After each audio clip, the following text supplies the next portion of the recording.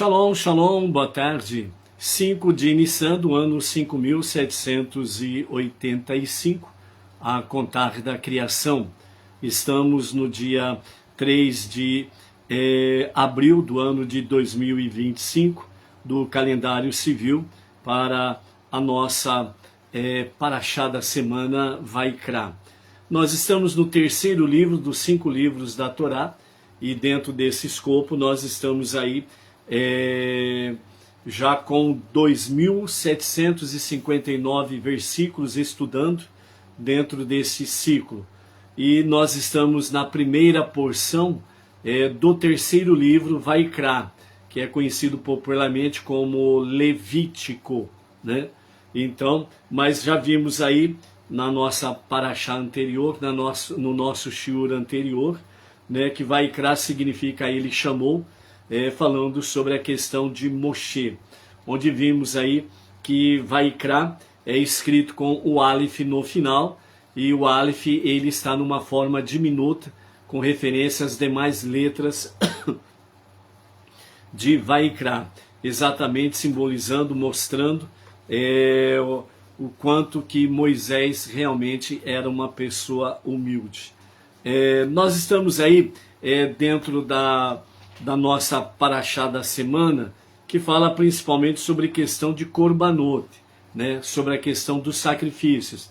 Então hoje nós vamos ver um pouco sobre a questão dos sacrifícios e vamos ver o que o Rebbe nos fala a respeito disso, trazendo exatamente para o nosso dia a dia, na nossa vida presente, né? Como diz os nossos sábios, a Parashá é importante que venhamos trazê-la realmente para o nosso dia, para o nosso momento, ok? A Vânia Ivonete Maria da Silva, lá de Recife, Pernambuco, né?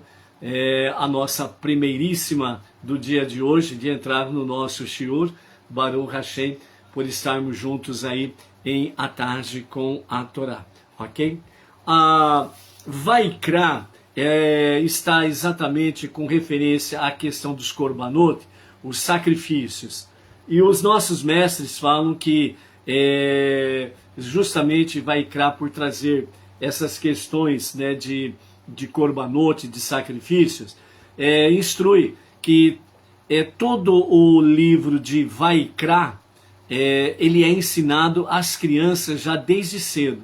Ou seja, para as crianças judias, não inicia o estudo da Torá nem com Bereshit, nem com Shemot. Muito pelo contrário, inicia com o terceiro livro, Vaikra. E por que isso? Então os nossos sábios falam que a razão apropriada, né, que as crianças começam a aprender sobre Korbanot através de Vaikra, né, quando um judeu estuda as leis de Korbanot, Deus considera como se ele tivesse, de fato, oferecido um korban, né, um sacrifício. As crianças pequenas ainda são puras, livres de pecados. Quando elas aprendem sobre os korbanot, Deus considera como se elas tivessem trazido um korban, né, um sacrifício para Deus no Mizabeach. Mizabeach é o altar, né, do grande templo do Beit Hamikdash. Já que o melhor tipo de korban é aquele oferecido por um tzadik, um justo. Deus aprecia mais os korbanot das crianças, pois elas são como os tzadikim, né, livres de pecado.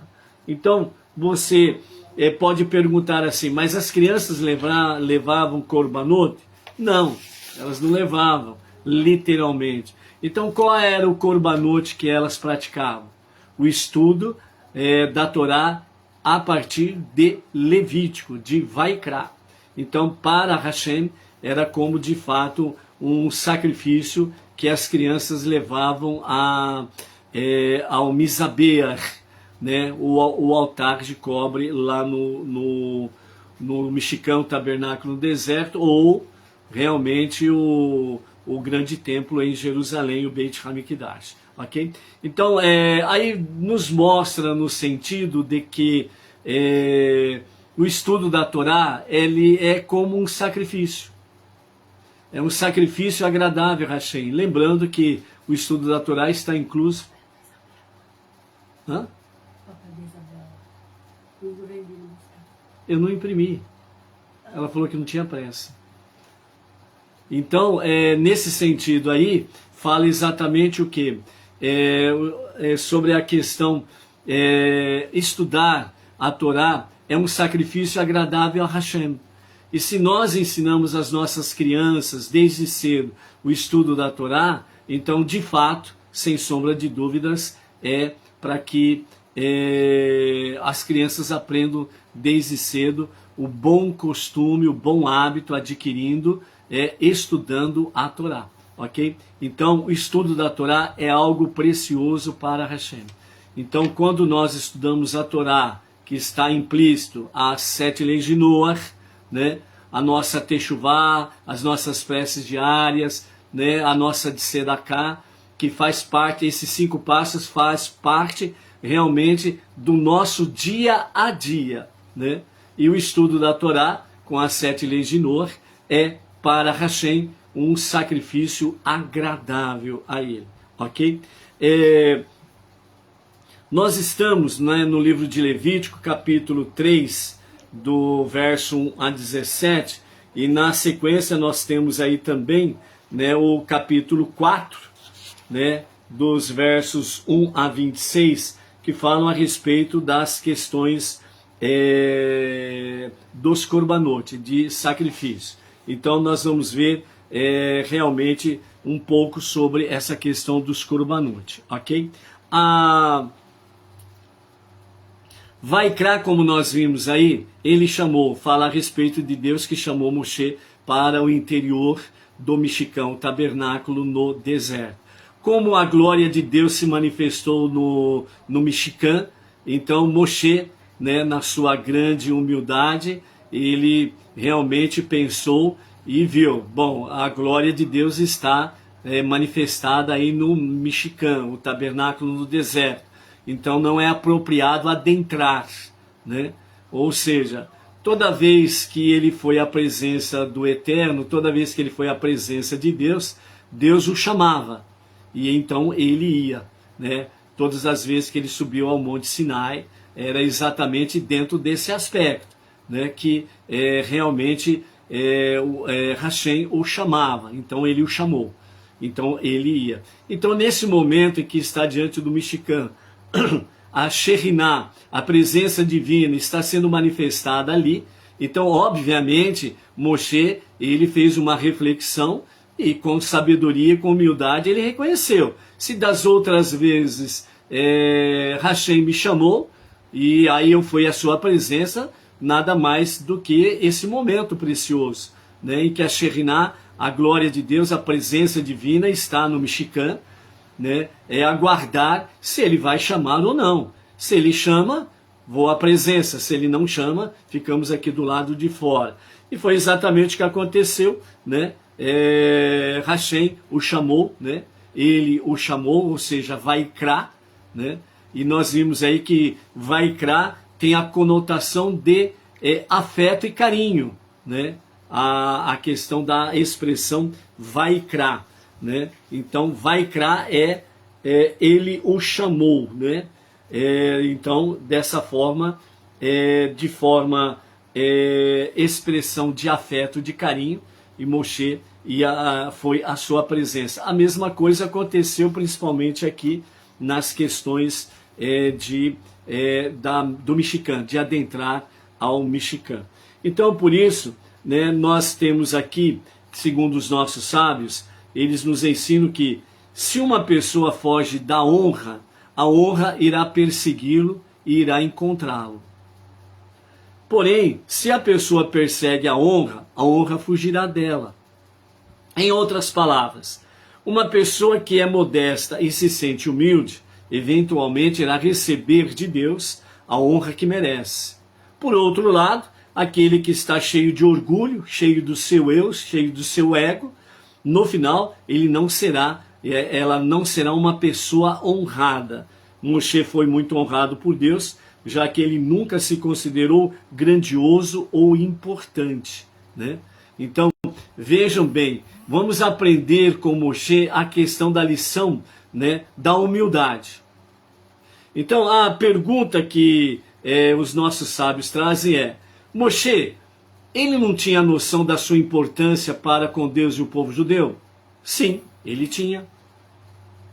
Moshe, ele não tinha realmente consciência, né, da sua grandeza de ter sido escolhido pelo Eterno para ir libertar o povo do cativeiro do Egito? Sim, ele tinha essa noção. Moshe também ele tinha a noção, sem sombra de dúvidas, de que grandes milagres foram operados através da sua vida, através das suas ações. Ele tinha essa consciência. Mas vejam bem que os nossos sábios falam que Moshe, ele realmente se sentia uma pessoa humilde, uma pessoa que realmente estava, ele não se sentia mais importante do que o povo judeu. Ele não se sentia mais importante do que qualquer um dos judeus.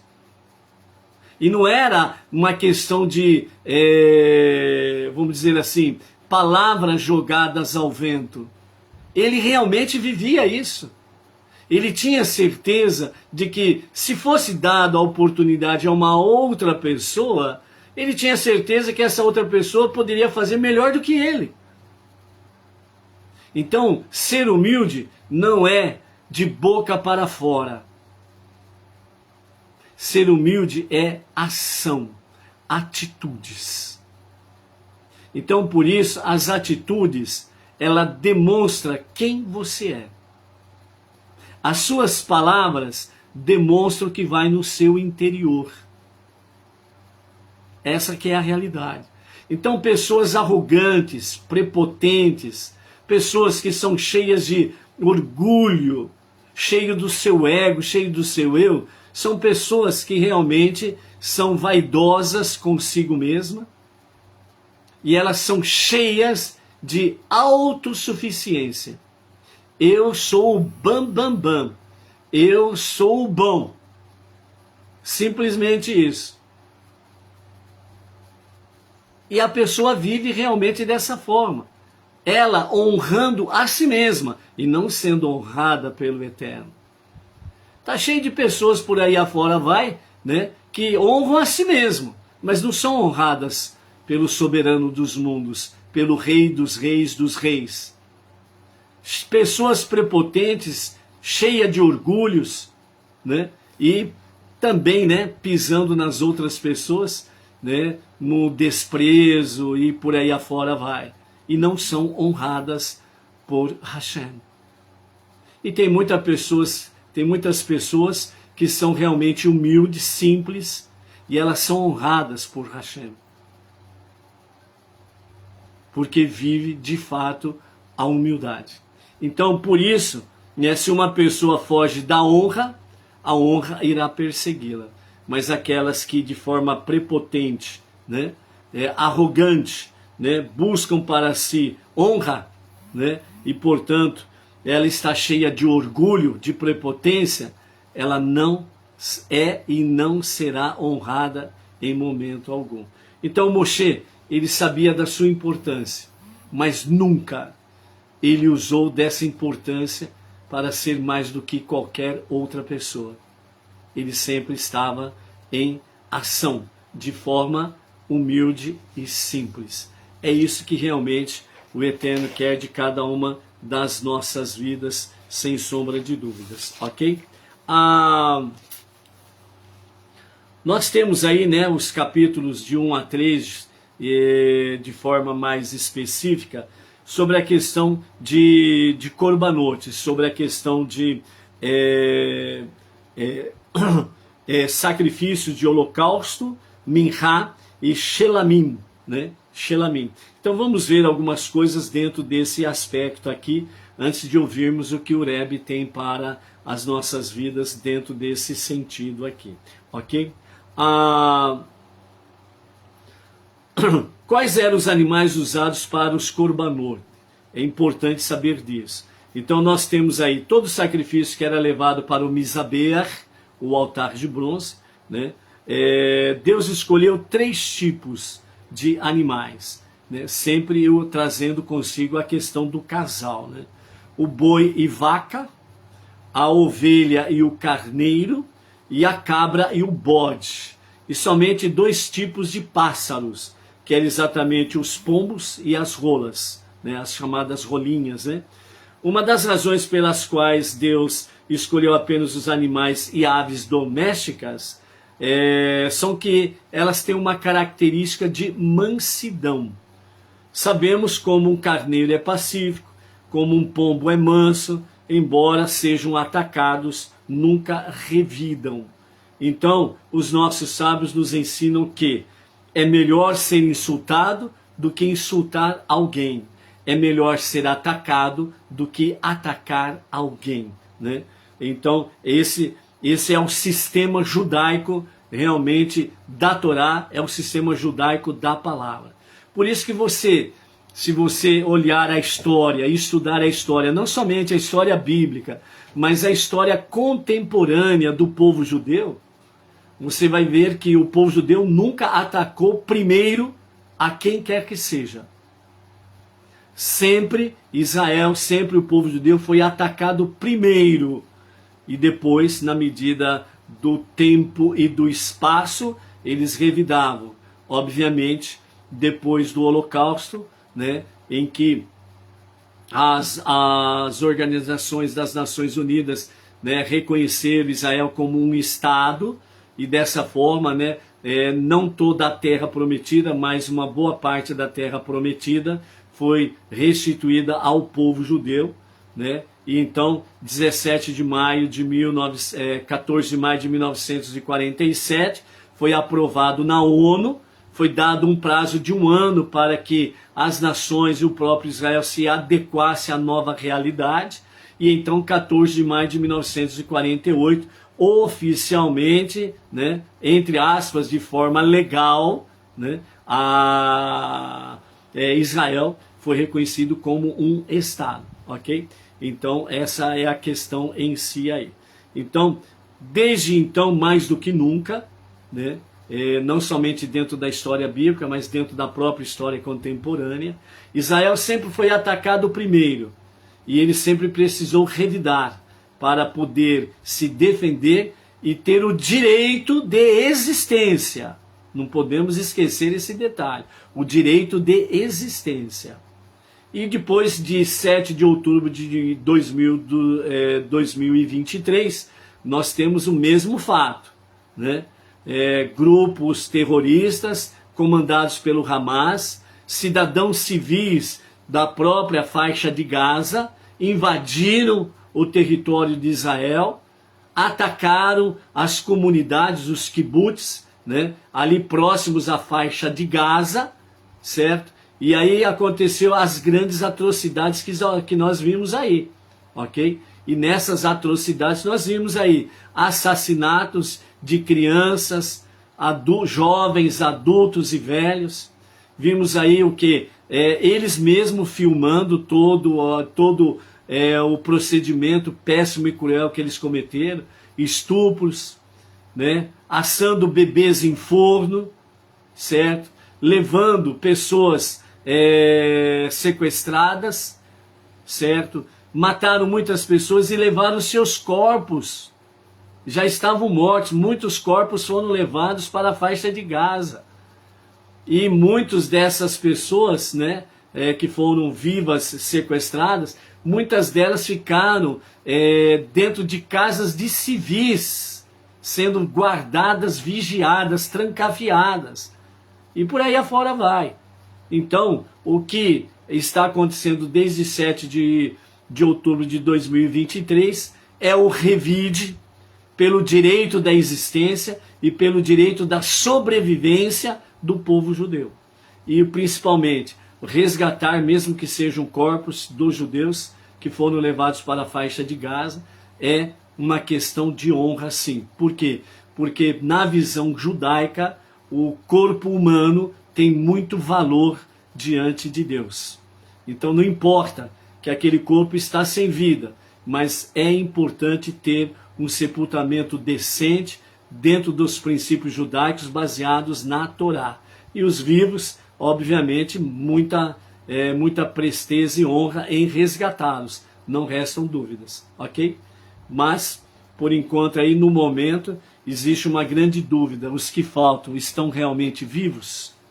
Então, está essa questão aí. Mas, de alguma forma, será resolvida, está para ser resolvida, não restam dúvidas quanto a isso daí, ok? Então, por isso, né, os sábios dizem: é melhor ser insultado do que insultar os outros, é melhor ser atacado do que atacar os outros, né? Dentro desse sentido aí, somente mentes cruéis, mentes de mau caráter, que defendem os grupos terroristas e falam que Israel, né, está cometendo atrocidades e genocídio. Somente mentes doentes que aceitam uma questão desta, né? Então, para com essas mentes doentes, não dá nem para dialogar, porque não tem como. Mente doente é um problema sério, né? Dentro dessa questão de ideologias de gênero e a lavagem cerebral que essas pessoas sofreram, né? Não tem nem o que, não dá para gastar tempo com isso. Você mostra que, ó, aqui é um copo d'água, mas se a liderança deles, nefastas, dizer que não é água, muito pelo contrário, o que vocês estão vendo aí é espuma. Eles vão acreditar que é espuma. Então não tem o que perder tempo com esses tipos de pessoas. É lavagem cerebral, mau caráter e por aí afora vai mesmo. Ok?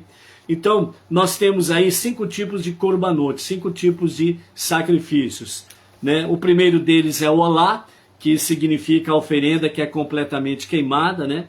Conhecida como holocausto. Minhá, a oferenda de farinha. Então nós vemos aqui que minhá é uma oferenda de farinha, portanto não tem derramamento de sangue. Cai por terra, né? É aquela velha questão, né? Sem derramamento de sangue não há remissão de pecado.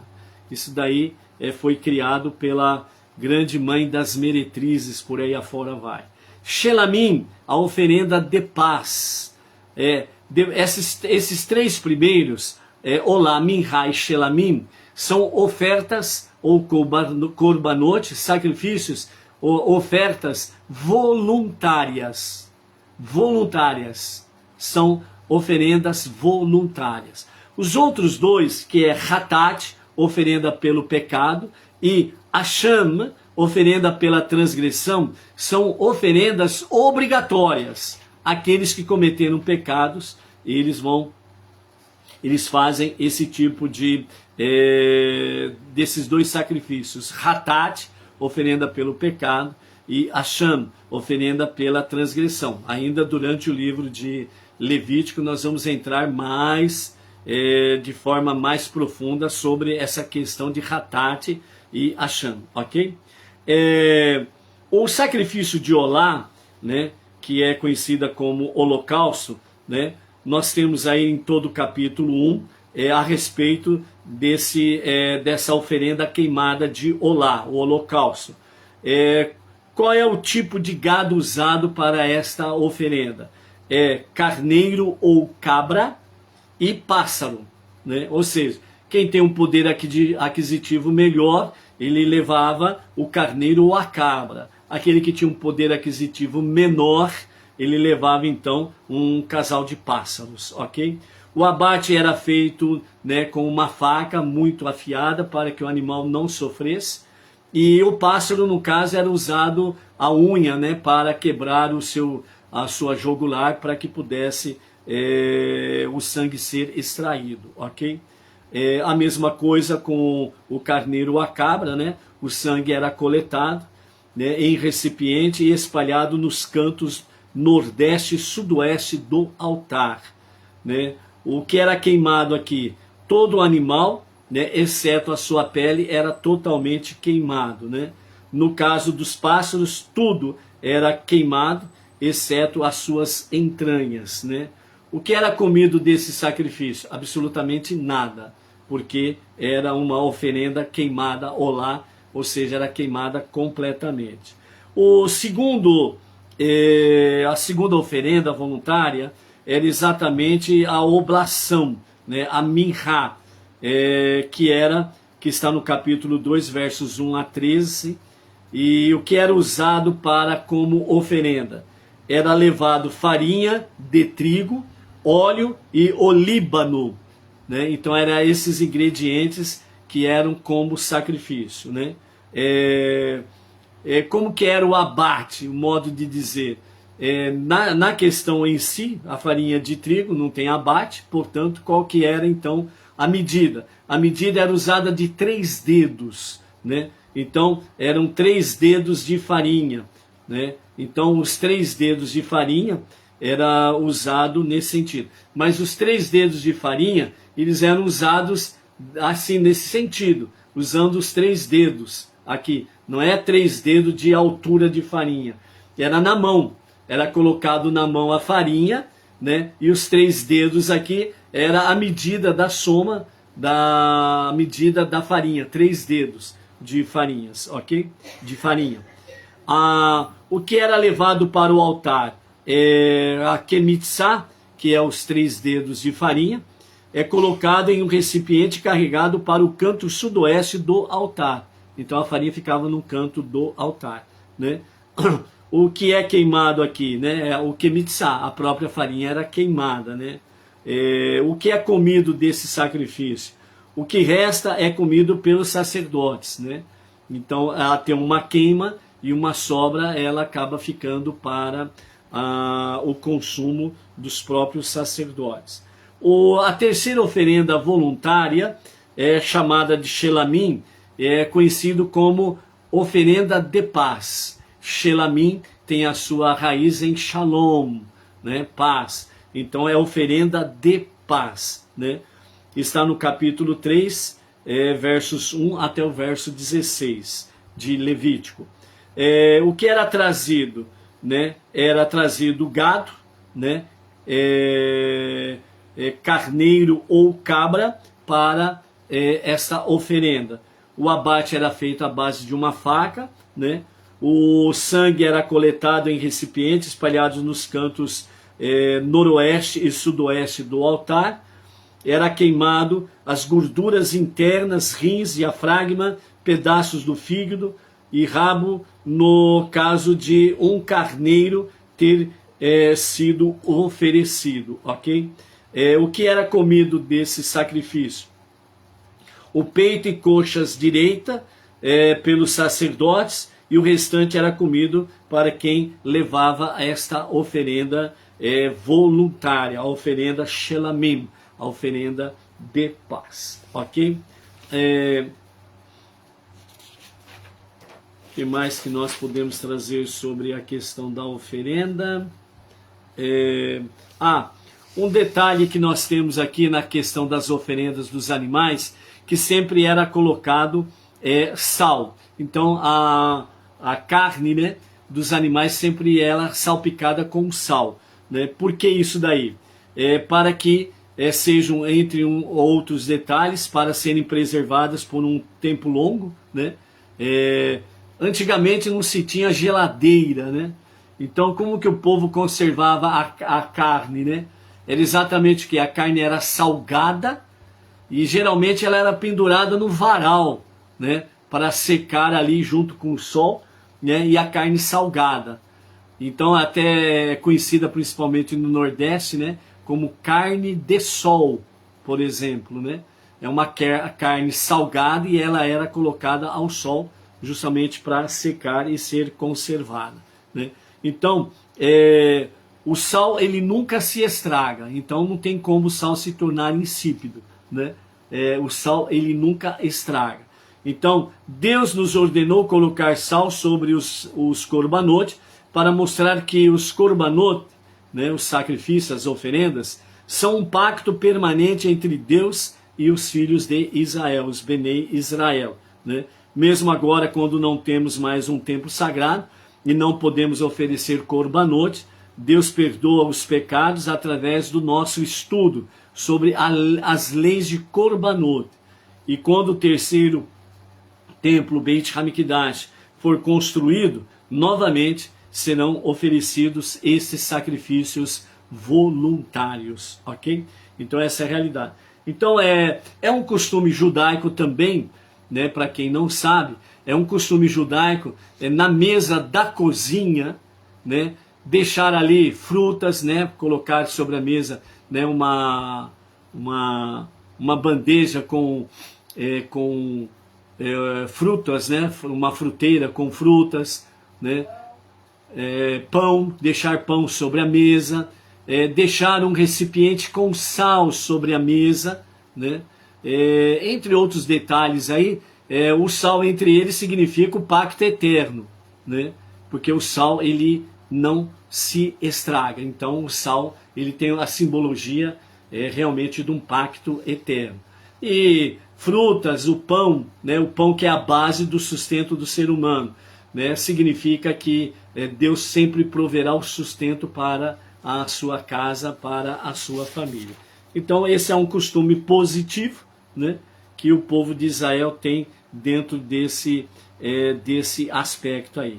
O Midrash ele acrescenta que a razão para salgar os korbanot no segundo dia da criação, Deus dividiu as águas.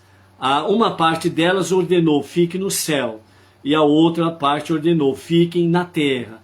As águas na terra reclamaram, preferimos ficar no céu, perto de ti, né? Então Deus consolou as águas na terra, dizendo, usarei as águas na terra para meu serviço, no Beit HaMikdash. Sal retirado do mar deve ser salpicado sobre todos os korbanot, né? Então essa é um midrash que é trazido aí para nós aí, ok? Há um outro midrash também que nos fala que quais as bênçãos que vêm ao mundo por causa dos korbanot, né? Muitas vezes nós, né, nós Bnei Noach, muitas vezes nós somos que nem crianças birrentas, né? Nunca está satisfeita com uma explicação e começa por quê, por quê, por quê e por quê, né? E esse porquê nunca tem fim na realidade. Então nós precisamos aprender que ao estudarmos, né, lógico que nós podemos fazer a pergunta por quê, mas só que nós temos que tomar o cuidado de não fazer aquelas perguntas sem pé e sem cabeça, certo? Então aprendemos aquilo que é essencial.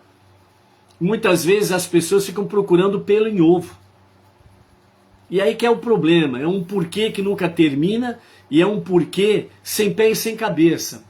Então, nós temos aí, por exemplo, um grupo de perguntas e respostas para Bnei Noach, né? Então, começam perguntas sem pé e sem cabeça. E tem perguntas que têm explicação, obviamente, né? Aí as pessoas começam a entrar naquela questão do porquê. E começa a entrar num campo perigoso, sem pé e sem cabeça, porque começa a afrontar a sabedoria divina. E nós precisamos tomar cuidado para não atacarmos ou ofendermos a sabedoria divina. Ou seja, tudo que está na Torá, os 5 primeiros livros bíblicos, tem fundamento. Nada está ali à toa, certo? Só que, um exemplo, como nós estamos vendo sobre a questão do sal, né? Então, aprendemos que o sal ele tem o seu significado de preservação e eternidade, porque o sal não se estraga. Aí vem uma mente brilhante, e por que o sal nunca estraga? Está entendendo? Então ficam perguntas sem pé e sem cabeça. É isso que nós precisamos tomar cuidado, né? Para não ofendermos a sabedoria divina nesse sentido aí, ok? Baruch Hashem. Então, o Midrash nos relata sobre bênçãos que vêm ao mundo por causa dos korbanot, ok? Cada tipo de planta ou animal oferecido sobre o Mizabeach, o altar, certo? Traz uma bênção às plantas e aos animais da mesma espécie.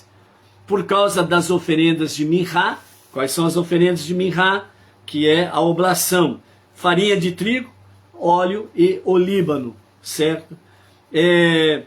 Por causa das oferendas de Minhá e outras oferendas de trigo trazidas ao Misabeach, fazendeiros judeus costumavam plantar apenas um pouco de trigo e mesmo assim tinham colheitas abundantes. Porém, após o Beit HaMikdash ser destruído e oferendas não mais serem trazidas ao Misabeach, em um ano, quando Deus estava desgostoso com o povo judeu, um fazendeiro colheria ainda menos do que havia plantado. Como não tinha o Beit HaMikdash, o grande templo que foi destruído no ano 69 e 70 da nossa era comum, pelas legiões romanas, com o comando do general Tito, certo? Então, por mais que o agricultor judeu plantava, ele colhia menos, porque não tinha mais realmente a oferenda de Minhá, ok? Então, por isso, através dos tempos, os sábios vêm trazendo o ensinamento sobre o quê? Sobre a questão de que o estudo da Torá é um korbanot para Hashem.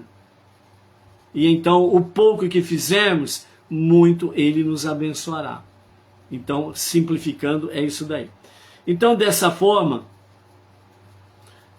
as azeitonas e uvas, por exemplo, eram de tamanhos gigantes, antes da destruição do segundo templo. Lembro dos espias que foram à terra analisar a terra? Um trouxe em suas mãos uma romã, outro trouxe na sua mão um figo. E dos 12 espias, somente Caleb, né, e Yehoshua, Josué, não trouxeram nada, porque os outros 10 espias tinham um plano nefasto para denegrir a imagem da terra prometida. Então eles não trouxeram nada para não fazer parte do plano dos 10 maus espiões.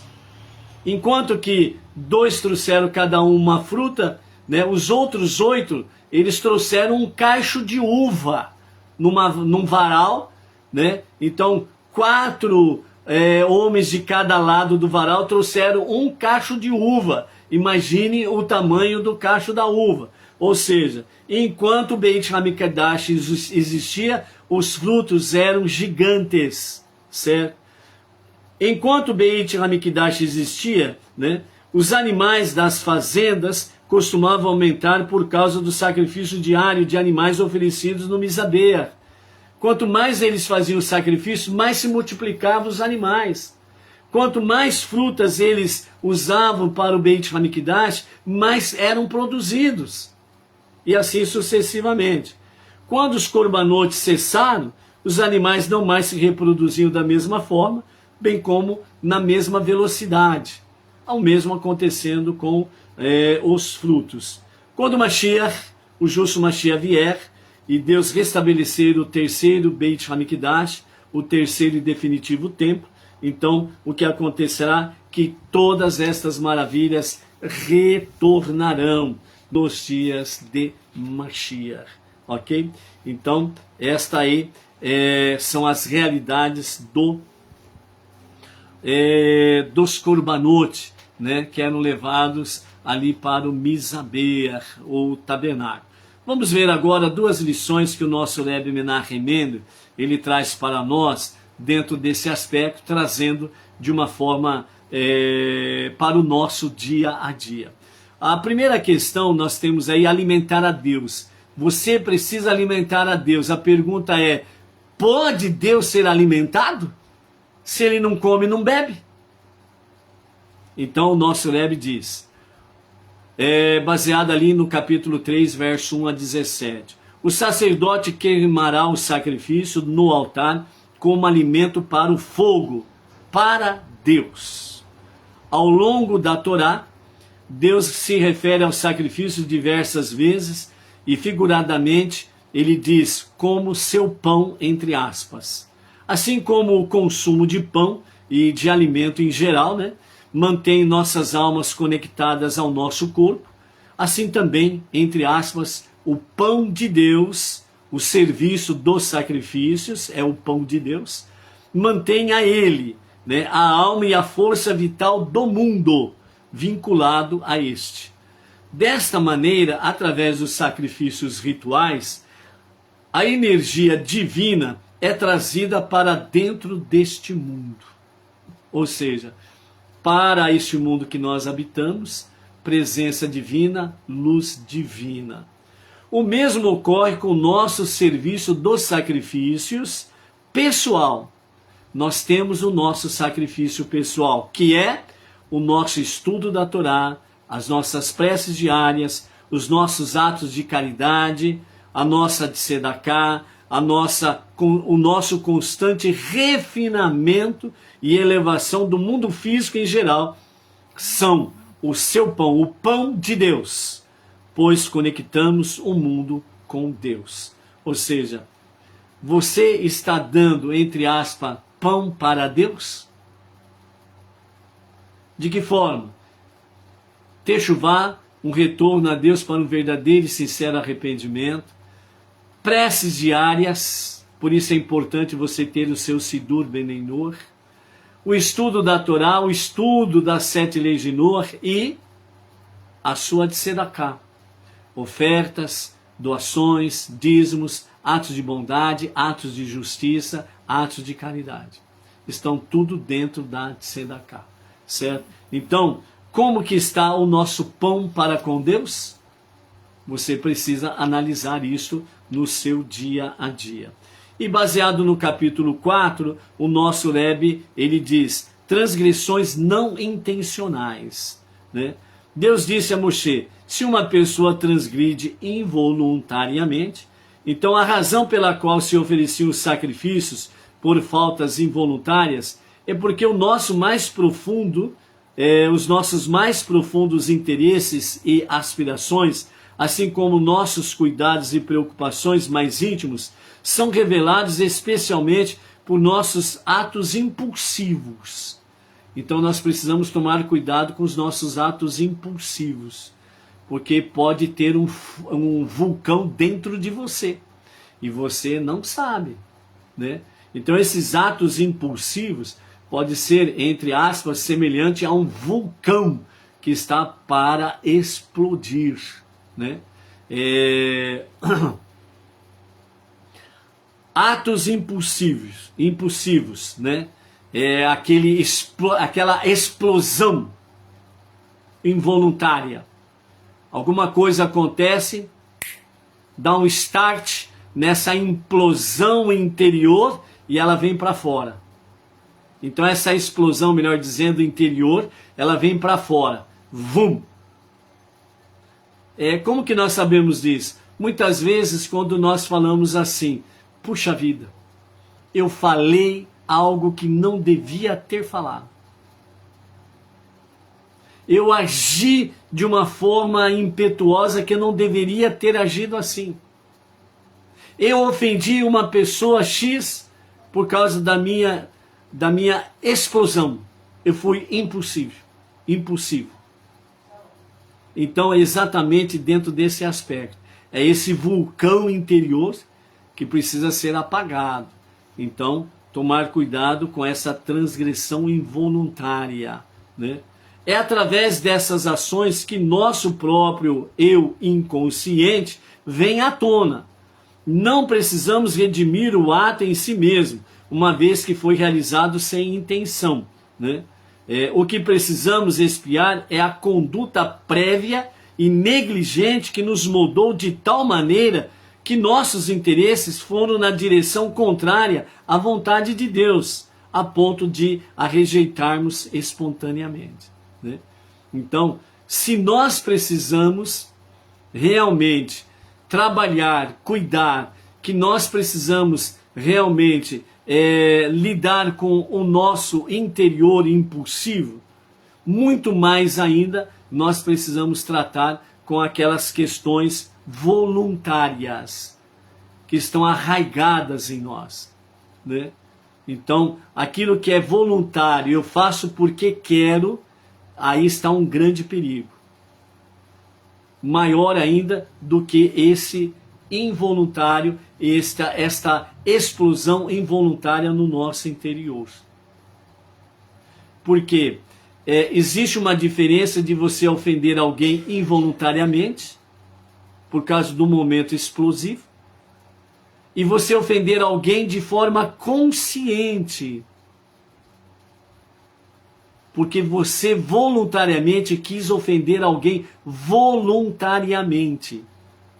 Quando você ofende alguém involuntariamente por causa de uma explosão, obviamente há feridas nessa história, sem sombra de dúvidas. Só que a pessoa vítima, ela vai compreender no momento que você faz a techuvá, e você tem o arrependimento daquela ação, e você procura a pessoa para pedir perdão pela ofensa que fez, há muito mais facilidade da pessoa entender, porque ela viu que foi um momento explosivo.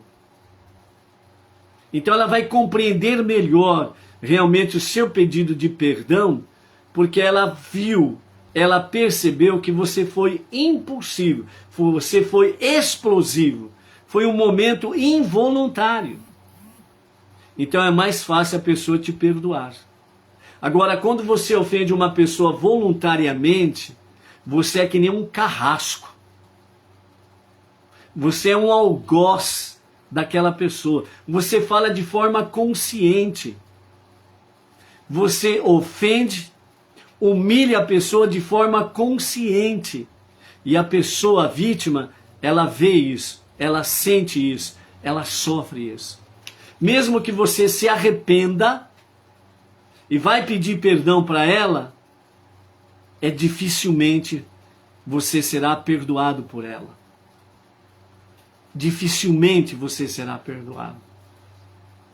Porque você fez de forma consciente, de forma voluntária. Você teve satisfação em ofender aquela pessoa. E ela viu isso, sentiu isso, sofreu e as feridas ficaram. Ela pode te perdoar? Sim. Ainda mais se ela é uma pessoa de boa índole. Ela vai te perdoar. Mas como está escrito, né, em Provérbios, né, um amigo ofendido dificilmente será reconquistado. É mais fácil conquistar uma cidade fortificada do que conquistar um amigo ferido. É dentro desse sentido que Provérbios traz para nós essa questão aí.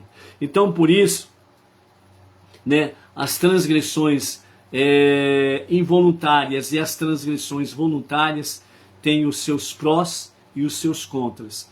E você precisa tomar muito cuidado com referência a essa questão. Ou seja, nós precisamos realmente nos policiarmos no nosso dia a dia, sem sombra de dúvidas. Ok? Então, por isso, seja forte, seja luz. Baruch Hashem. Amanhã, sexto dia da semana, né, teremos aí